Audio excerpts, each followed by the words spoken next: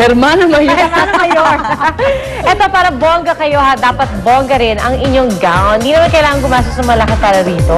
At dahil maraming mabibilhan at marerentahan, usually nag-renta lang sila ng fabulous gowns dyan lang sa Baclaran. Hirot sa atin yan, Mare, ni Maring Susan Enriquez.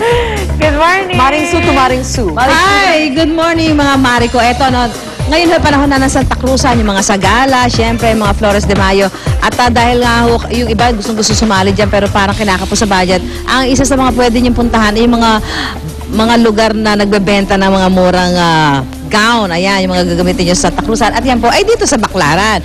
At ngayon po, alamin natin, may mga nauuso bang style ng mga gowns na gagamitin kapag sumasapit na ang panahon ng Santa Cruzan. So alamin ho natin yan mula dito sa kay Miss Zenaida Angeles. Good morning, ma'am. Siya po yung napakatagal na sa ganitong negosyo. Kaya alam na niya. Miss Zenaida, welcome sa Unang Hirit. Kapag ba ganitong Santa Cruzan, every year yan, ano? May mga usong kulay pa ba o yari ng gown? So far po, for the previous last 5 years, ang naging in po sa amin is yung mga parang Filipiniana style. Filipiniana style, okay. Siguro yung mga organizer ng ating sagala, they want to give it back, yung ating mga national costume or the Filipiniana style. That's why we provide yung mga detachable sleeve na pwede mo siyang Filipiniana upon yung sagala time. Okay. Pero pwede mo rin siyang gawin as evening gown after use. So detachable. Yun yung mga latest ngayon. Detachable sleeves like yung mga nasa displays natin. Ay, naka-display Yun ninyo. yung mga samples So mas natin. makakatipid ka doon, ano? Opo, bali double purpose siya to anyone. Anyway, so ngayon meron tayong tutulungan, Miss Zenaida. No? Ito si Kevin at si Jolaine. Mukhang sasali si Santa Cruzan this May, ano? Ano ba, meron bang anong dapat i-consider pagbili ng gown o kaya ng barong? Yung bang kulay mo o kaya yung role na gagampanan mo doon sa sagala, dapat i-consider yan? Opo, isa po yung sa consider natin. Unang-una yung mga role nila kasi basically may mga color na sinasabi sa kanila yung mga organizer like yung ating Reyna Elena, they wear white or yellow gold. May mga sinasabi po sa kanilang color. That's why pag bumibili sila sa amin, tinatanong namin sila kung Ano yung anong role kulay na talagang So kung may sinabi yung organizer na ganitong color, dapat sundin mo. Pero yung what Opo. about the yari? Yung yari? Kunyari, pinamimili po namin sila. Like, we have selections of designs. Kung saan sila mas comfortable. Siyempre po, it's an event na kailangan komportable ka dun sa isusuot mo. So, at saka yung dapat bagay din sa'yo. Baka ito nga gusto mo pero hindi naman bagay. Yun nga. Kailangan i-consider mo ba yung height mo? Yung ba yung build ng katawan mo? Yes. Kasama po yun sa mga kina-consider.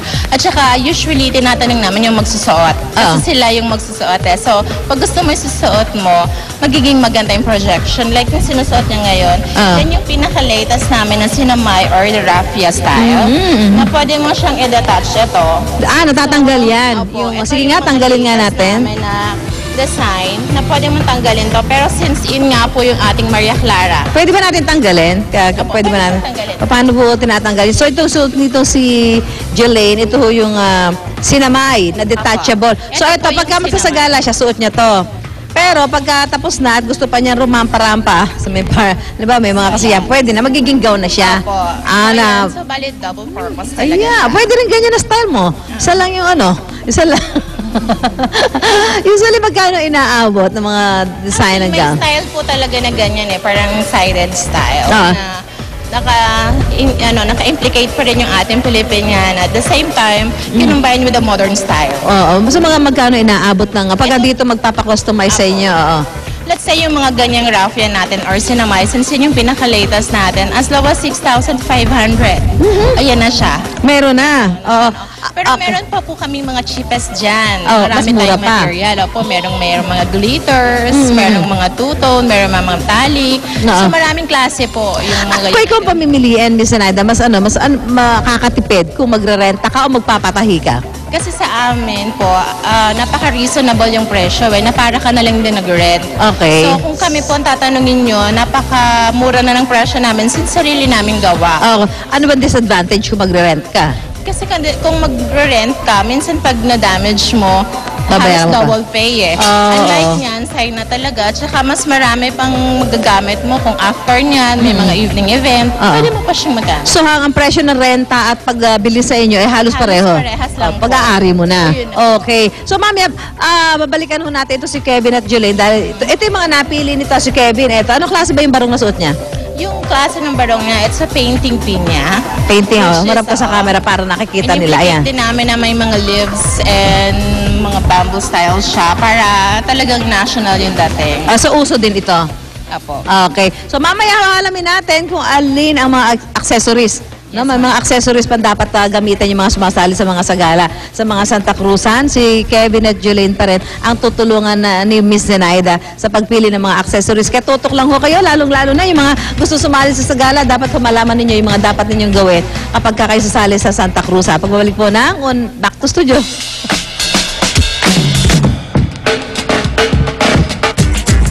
Itong bata, ang cute cute niya. Tapos niya kaya yung buong ruta ng Santa Cruz. Sabay. Oo nga, mababa yun. May baon. May bulsa yung gown niya. May bulsa. At isa talaga sa mga paboritong pasyalo naman ng mga taga Metro Manila, ang Antipolo dahil malapit lang ito at napakaganda rin ng tanawin doon. Kaya tara na sa Antipolo at doon mag-gardening po tayo. Mabilis. Tara na lang ko. Sa atin nila Drew, Arnold, Monica. Good morning, guys. Wow. May mayroong birthday dyan. Tabi-tabi pa kayo dyan mag-gardening ha. Perfect kain. Oo nga. Pandesal. Ano mo, every time. Salamat, Drew. Ngayon naman nandito ako sa area kung saan tinatawag nga nila na Kiddie Garden at kasalukuyan nga meron tayong mga bagets sa kasama na nag-garden. Also, dito sa Kiddie Garden, mga kapuso, meron sila mga smaller gardens pa na makikita tulad nitong nasa tabi ko. Ito po yung tinatawag nila na salad garden. So, dito sa salad garden, come on kids, join me. Ayan. Itong salad garden, makikita daw dito yung iba't ibang gulay na nilalagay sa salad. Hence, tinawag siya salad garden. So, ano-ano ba yung mga gulay na nandyan? Ano po, madami pong klase po, like po ng talimon po, cosmos po, katuray, at blue ternati po, at marami po pong iba, tsaka like po dito, pako, tas wild pipino po, yun po.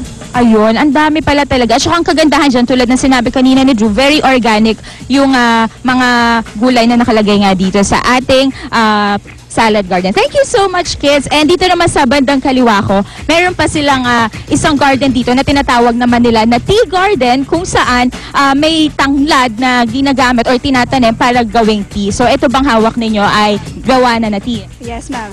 Pakita natin Let's do it. There you go. O, diba? So, dito ka lang kukuha ng tea or dito ka lang kukuha ng tanglad at pwede mo nang gawin yan na tea katulad. Yan. At syempre, bukod dito sa ating pinakitang tea garden, meron pa sila. Ito yung favorite ko sa lahat bilang mahilig ako sa pizza dahil meron sila dito na tinatawag na Pizza Garden. So, dito sa Pizza Garden, obviously, makikita po dito mga kapuso, yung mga ingredients or yung mga gulay in particular na nilalagay sa pizza, dyan po yan tinatanim. So, kung ano yon, mamaya po sa aming pagbabalik, yan ang isahin natin. Kaya, naku mga kapuso, kailangan nyo abangan yan. Pero, pansamantala, puntahan muna natin si Drew. Yan, thank you so much, partner. Alam mo, bukod sa kaninang kinukwento mong natural farming or natural planting dito sa Floors Farm and Garden sa Antipolo City, nako, ang daming pwedeng gawin dito ng mga chikiting. Bonding time with the family. Actually, nauna na nga dyan si Arn. Naglamyeda na si Arn. Pumunta na si Arn sa pool. Makikita niya yan mamaya. Pumunta na rin siya sa mismong rest house. Ayan, kita niya naman. Hindi naka-swimming trunks, kundi nakapolo si Arn at nag-enjoy pa rin. Mag-iisa. Kawawa naman. Ayan, so bukod sa pool, meron din silang fishing pond. Kita mo naman yan. I love it. Now, punta naman tayo dyan. Bukod nga sa natural planting na tinutukoy at kinukwento ni Monica, ngayon naman, pupunta tayo sa loob ng kanilang natural farming area kung saan makikita natin ang naturally grown mga ducks. Ayan, yung mga bibi na pinapakain ng ating mga kasamang chikiting. Hindi naman chikiting yan, but mga teenagers. Kasi ang talagang pinupush nila dito sa Floors Farm and Garden ay gusto nilang turuan, gusto nilang maging summer activity ng mga kids.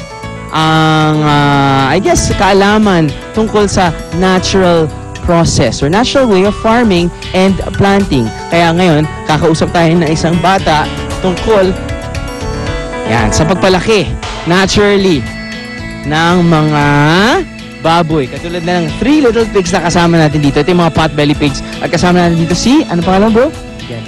Jen. kwento nyo naman sa akin kung bakit tinatawag dito non-smell pigs. Anong meron dun sa mismong beddings nila na bakit wala silang amoy? Unang-una po dahil po sa organic materials po na pagkahukay nyo po nito, pagsamasamahin nyo po yung dust, lupa, dry leaves, at asin po. Pag pinagsama-sama nyo po hanggang mapuno po yun. Kaya po hindi po ito nangangamoy po dahil po dun sa mga materials po na yun. Pagkatapos nyo po nun, isprayan nyo po siya ng IMO2. IMO2? Ano yung IMO2? Yun po yung yung kanin po na inamag po at tinago po ng isang araw. Tapos po kakatasin po yun at pagsasamahin po yung katas po niya at katas din po ng tubo. Pag pinagsama po yun, ay siya po yung magiging spray po para po hindi po ito mga... Anong pinapakain mo ngayon sa mga baboy? Ito po yung ipil-ipil, flamendia, at ano ba kuya?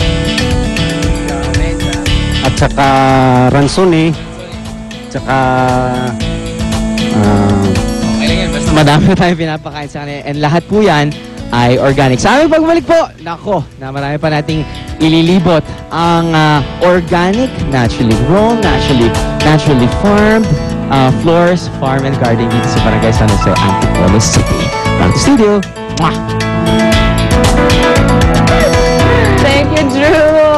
Ingat ka dyan at sa aming pagbabalik. Papakitaan tayo ng mga bisita nating ladies na hindi hadlang ang edad para magpakitang gilas sa pagbabalik.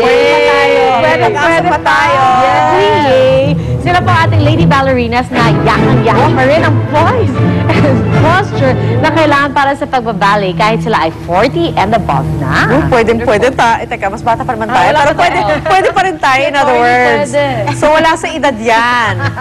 Yeah, ang galing. Galing nga. pala. OMG, I'm sorry. Bagay sila sa cake. At ang kanilang moves sa dance floor, makikita na natin sa pagbabalik ng unang hirit.